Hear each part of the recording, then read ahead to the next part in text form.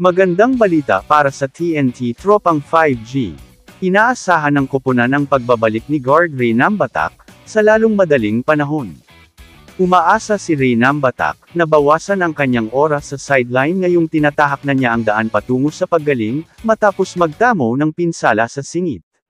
Ang playmaker ng TNT ay nakatakdang mawala ng 4 hanggang 6 na linggo, dahil sa bahagyang groin tear na natamo niya sa kanilang panalo laban sa Meralco noong May 11.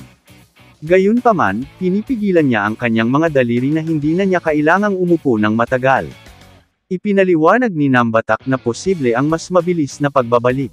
Bagamat depende ito sa kung paano siya tumugon sa mga ehersisyo, kapag nakakuha siya ng clearance.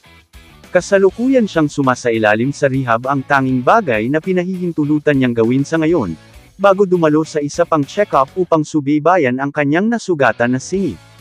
Gayunpaman, hindi niya inaalis ang anumang pagbabalik sa nagpapatuloy na elimination round, na ang kanyang pagbabalik ay nakatakdang posibleng sa playoff sakaling maabot ito ng Tropang 5G.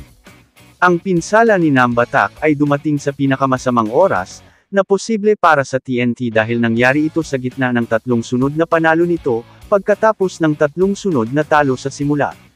At siya mismo ay hindi maitatanggi ang kanyang pagkabigo, dahil bumabalik na siya sa dati niyang Stingray. Naniniwala si Nambatak na maaaring ito ay isang kaso ng wear and tear, dahil halos hindi na nagkaroon ng panahon ang tropa para makabangon, matapos ang kanilang pananakop noong Commissioner's Cup.